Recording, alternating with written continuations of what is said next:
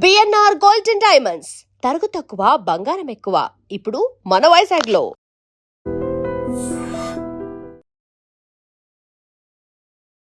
జపాన్లో భారీ భూకంపం సంభవించింది.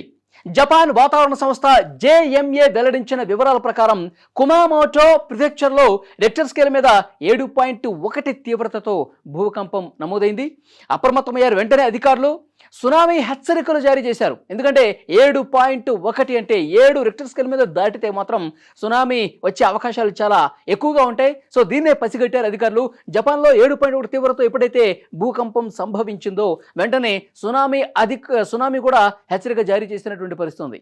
భూకంపం అనంతరం గరిష్టంగా 1 మీటరు అంటే 3.28 అడుగుల ఎత్తు వరకు సునామీ అలలు ఎగసిపడే అవకాశం ఉందని జపాన్ వాతావరణ సంస్థ కూడా హెచ్చరించింది. తీర ప్రాంత ప్రజలు వెంటనే సురక్షిత ప్రాంతాలకు వెళ్లిపోవాలంటూ అధికారులు హెచ్చరిక జారీ చేశారు. ఈ మధ్య కాలంలో ఇంత తీవ్రంగా జపాన్లో భూకంపం కదలికలు వచ్చినటువంటి పరిస్థితులు. సో డెఫినెట్గా 7.1 అంటే సునామీ వచ్చే అవకాశం ఎక్కువగా ఉంది. వెంటనే తీర ప్రాంతాలు ఏవైతే ఉన్నాయో జపాన్లో భూకంప కేంద్రానికి అతి సమీపంగా ఉన్నటువంటి తీర ప్రాంతాలు ఏవైతే ఉన్నాయో వాళ్ళందరూ కూడా హుటాహుటిన అక్కడ ఖాళీ చేసి వెళ్ళిపోండి అని చెప్పి అధికారులు హెచ్చరిక జారీ చేసినటువంటి పరిస్థితి. ముఖ్యంగా జపాన్ ప్రభుత్వం ఎక్కడెక్కడ ఏ ప్రాంత ప్రజల్ని అలర్ట్ చేసిందంటే కుమామోటో ప్రాంతం, నాగసాకి, కగోషిమా, ఫుకువోకా, సాగా, ఒయిటా, మియాజాకి ప్రిఫెక్చర్స్లో అత్యవసర భూకంప హెచ్చరికలు జారీ చేసినటువంటి పరిస్థితి. సో ఇవన్నీ కూడా జపాన్ దక్షిణ భాగంలోని క్యూషు ద్వీపంలో ఉన్నాయన్నమాట. సో అధికారులు ఎప్పటికప్పుడు పరిస్థితిని పరిశీలిస్తున్నారు, పర్యవేక్షిస్తున్నారు. ప్రజలు అధికారిక సూచనలు తప్పనిసరిగా పాటించండి.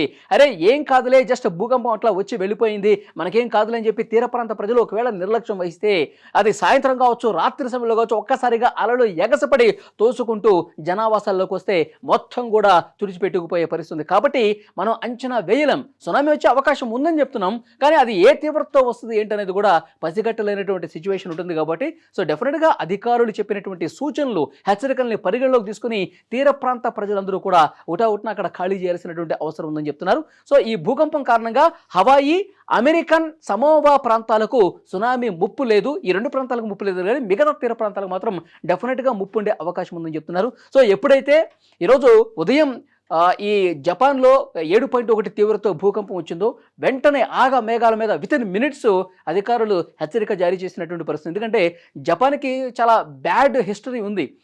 సునామీలు వచ్చినటువంటి నేపథ్యంలో ఎంత నష్టం జరిగింది, మొత్తం జనావాసాలు కావచ్చు, పెద్ద పెద్ద బిల్డింగ్లు కావచ్చు, మొత్తం కూడా సునామీ వల్ల పూర్తిగా నష్టపోయినటువంటి పరిస్థితి, వందలదిగా జనం చనిపోయినటువంటి పరిస్థితి. కాబట్టి మళ్ళీ అలాంటి సిచ్యువేషన్ రాకుండా ప్రాణం ముప్పు అనేది ఆల్మోస్ట్ తగ్గించే పరిస్థితి ఉండాలంటే కనుక అధికారుల హెచ్చరికల్ని పరిగణలోకి తీసుకొని తీర ప్రాంత ప్రజలు వెంటనే అక్కడ ఖాళీ చేయాల్సినటువంటి అవసరం ఉంది. ఒకవైపు జపాన్లో ఈ రకమైనటువంటి పరిస్థితి ఉంటే 7.1 తీవ్రతతో భూకంపం వచ్చి సునామీ హెచ్చరికలు జారీ చేస్తే అట్ ద సేమ్ టైం చైనాలో కూడా భూమి కంపించింది. 5.8 తీవ్రతతో అక్కడ భూకంపం వచ్చింది. 18 నిమిషాల వ్యవధిలో 2 సార్లు చైనాలో భూకంపం వచ్చింది. 5.7 తీవ్రత, 5.8 తీవ్రత, 2 భూకంపాలు చాలా మినిట్స్ గ్యాప్లోనే 18 నిమిషాల వ్యవధిలోనే చైనాలో కూడా భూకంపం వచ్చింది. సో వెంటనే అక్కడ ఉన్నటువంటి అధికారులు కూడా అలర్ట్ జారీ చేశారు. మళ్ళొకసారి భూకంపం వచ్చే అవకాశం ఉంటుంది కాబట్టి అక్కడ ఉన్నటువంటి ప్రజలను కూడా చైనా ప్రభుత్వం అప్రమత్తం చేసింది. ఇది చైనాలో భూకంప కేంద్రం అనేది భూ ఉపరితలం నుంచి కేవలం 10 కిలోమీటర్ల లోతు మాత్రమే ఉంది. సో కాబట్టి ఎక్కడ కూడా మళ్ళీ ఇంకొకసారి భూమి కంపించే అవకాశం ఉంది. కాబట్టి చైనా ప్రజలను కూడా అక్కడ భూకంప కేంద్ర పరిసర ప్రాంత ప్రజలను కూడా అధికారులు అలర్ట్ చేసినటువంటి పరిస్థితి ఉంది. సో డెఫినెట్గా ఒకవైపు చైనా, మరోవైపు జపాన్లో అయితే చాలా తీవ్రమైనటువంటి భూకంపమే జరిగింది. చైనాలో వచ్చినటువంటి భూకంపం వల్ల అక్కడ కొండ ప్రాంతాలు ఏవైతే ఉన్నాయో పెద్ద ఎత్తున దుమ్ము లేచినటువంటి పరిస్థితి ఉంది. ఆ దృశ్యాలు కూడా సోషల్ మీడియాలో ప్రస్తుతం వైరల్ అవుతున్నటువంటి పరిస్థితి ఉంది. సో డెఫినెట్గా ముఖ్యంగా జపాన్ విషయానికి వస్తే అధికారులు ఇంకా ప్రతి క్షణం కూడా అబ్జర్వ్ చేస్తూనే ఉన్నారు. సునామీ అలల్ని ఎప్పటికప్పుడు పరిశీలిస్తున్నారు, పర్యవేక్షిస్తున్నారు. అధికార బృందం 100 మంది అధికారులు ఆ తీర ప్రాంత ప్రజల్ని అలర్ట్ చేసి వాళ్ళని అందరినీ కూడా పెద్ద పెద్ద వాహనాల్లో సురక్షిత ప్రాంతాలకు తరలిస్తున్నారు. చాలామంది తీర ప్రాంత ప్రజల్ని కొంతమంది నిర్లక్ష్యం చేయడం వల్ల ప్రాణాలు పోగొట్టుకున్న సందర్భాలు ఉన్నాయి. సో అలాంటి సిచ్యువేషన్ రాకుండా ఉండాలంటే ప్రతి ఒక్కరిని కూడా పునరావాస కేంద్రాలకు తరలించాలి. ప్రతి ఒక్కరిని కూడా తీర ప్రాంతంలో ఉన్న వాళ్ళని సురక్షిత ప్రాంతాలకు తరలిస్తున్నటువంటి పరిస్థితి ఎప్పటికప్పుడు మానిటరింగ్ చేస్తూ ఉన్నారు. యునైటెడ్ స్టేట్స్ జియోలాజికల్ సైంటిస్టులు ఎవరైతే ఉన్నారో వాళ్ళు చాలా స్పష్టంగా చెప్తూ ఉన్నారు. ఒకవేళ సునామీ గనక వస్తే, సునామీ తీవ్ర రూపం వస్తే దాన్ని అంచనా వేయడం కూడా కష్టమవుతుంది. ఇప్పటికి మనకు అందుతున్నటువంటి లెక్కలు 3.8 అడుగులు, అంటే 1 మీటరు వరకు అలలు ఎగసిపడే అవకాశం ఉంది.